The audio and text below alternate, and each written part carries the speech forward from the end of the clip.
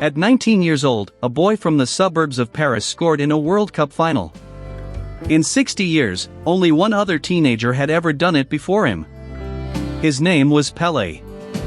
This is the story of the chosen one, the heir to football's throne. Now, as captain at the 2026 World Cup, he is no longer the future. He is France's greatest goalscorer of all time, with 58 goals for his country, and this time, he wants the throne entirely for himself. It began in Bondy, a working-class suburb on the northeastern edge of Paris, where Kylian Mbappé was born on the 20th of December, 1998. A place of tower blocks and fenced concrete pitches, where 1,000 kids chased the same impossible dream. His family was sport made flesh. His father, Wilfried, of Cameroonian origin, was a football coach. His mother, Faiza, of Algerian origin, was a professional handball player. The child of an immigrant family from the Paris suburbs had ambition written into his blood from the very first day. He started at his local club, AS Bondy, at the age of 6, coached partly by his own father. Then he earned a place at Clairefontaine, the legendary national academy that built the golden generations of French football. The dream was sharpening into a plan. And then the world got its first glimpse. On the 2nd of December, 2015, aged 16 years and 347 days, he made his debut for Monaco, breaking a club record for the youngest player ever, set by none other than Thierry Henry. A few months later, aged just 17, he scored his first professional goal and instantly became the youngest goalscorer in Monaco's entire history. Once again, the record he erased belonged to Thierry Henry. A teenager was already rewriting the past. Then came the season that announced him to the planet. In one electric campaign he scored 26 goals in 44 games, a teenager finishing like a seasoned striker. The goals arrived in floods, against the best defenses in France and in Europe, and suddenly every great club on the continent knew his name. That single season delivered everything at once. He won the French league title, ending years of dominance by the Giants of Paris, and dragged little Monaco all the way to the Champions League semi-finals. The boy who had erased Thierry Henry's records had now lifted his first major trophy. The teenager was no longer a prospect. He was a phenomenon. That summer, Paris Saint-Germain paid around €180 million to bring the boy from Bondy home. At the time, it was the second most expensive transfer in the history of football, behind only Neymar, and Mbappé was just 18 years old. The hometown kid had returned as a giant. And then came the summer that changed everything. At the World Cup in Russia, a 19-year-old tore through defenses at a speed nobody his age had shown in generations. France marched to the final, and the boy from the suburbs ran straight to the front of the stage. The world truly woke up to him in the round of 16, against Argentina, against Lionel Messi himself. Mbappé ran the Argentine defense into the ground and scored twice in a 4-3 thriller. On the same pitch as the greatest player of his time, the 19-year-old looked like the future, and Messi looked like the past. France went through. The torch was already beginning to move. In the final against Croatia, he scored to make it 4-1, becoming the first teenager to find the net in a World Cup final since Pelé, 60 years earlier. In a single strike, the torch of football history passed across 6 decades, into the hands of a kid from Bondy. France beat Croatia 4-2. At 19 years old, the boy from the concrete pitches of Bondy was a world champion. And in that moment, the sport found its next great inheritor, the one who would carry the game forward when the Giants were gone. Back in Paris, the goals never stopped.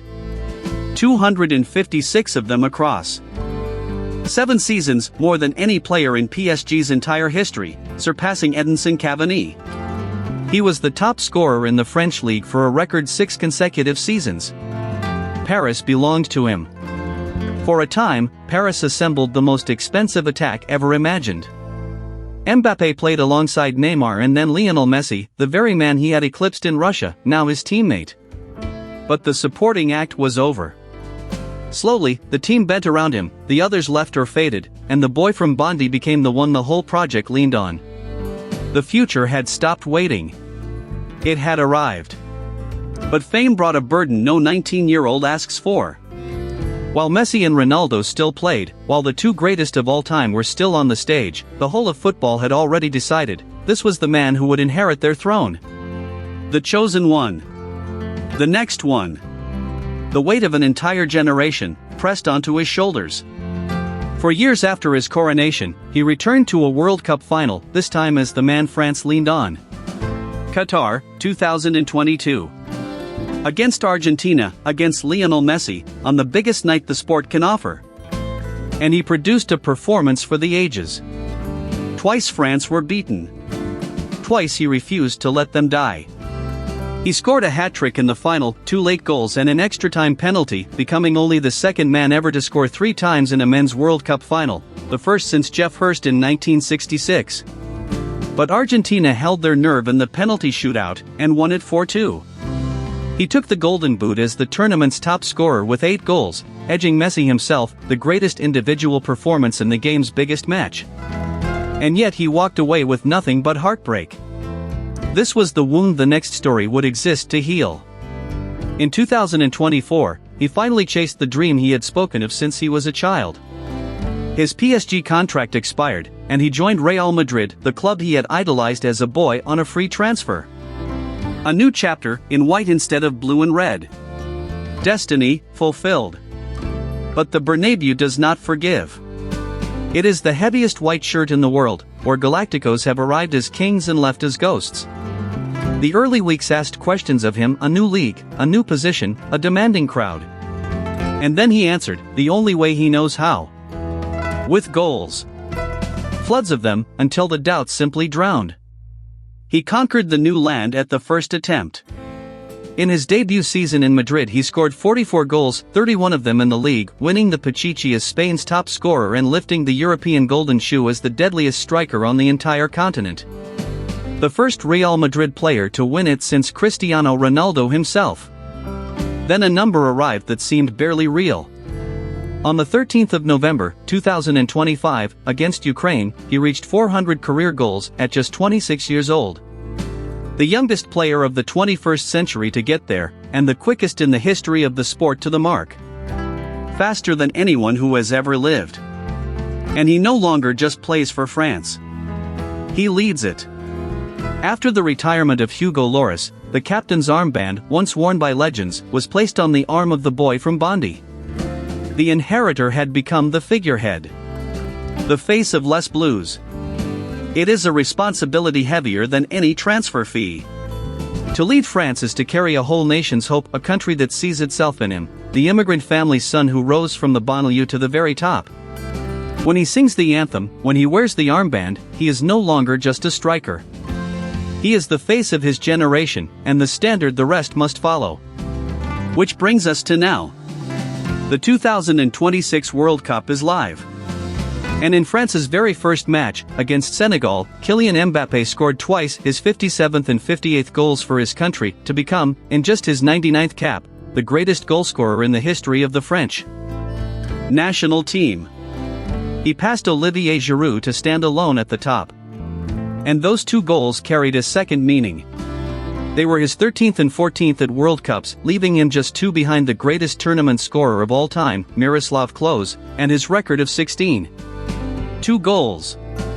That is all that now separates Kylian Mbappé from the most coveted scoring record the World Cup has ever known, and the tournament has barely begun. The record is alive, right now, in real time. And the whole world is watching to see if the Heir will take it. Messi and Ronaldo are fading from the stage at last. For 20 years, football asked itself who would come after them. The question hung over an entire generation. And now it has only one answer, and that answer wears the blue of France. He was a world champion at 19, the youngest to score in a World Cup final since Pelé. He was the boy from the concrete pitches of Bondy, handed the future before he was old enough to carry it. And now, as captain, he is no longer chasing someone else's crown. He is chasing his own legend. This is the coronation of Kylian Mbappé, the Heir, at World Cup 2026.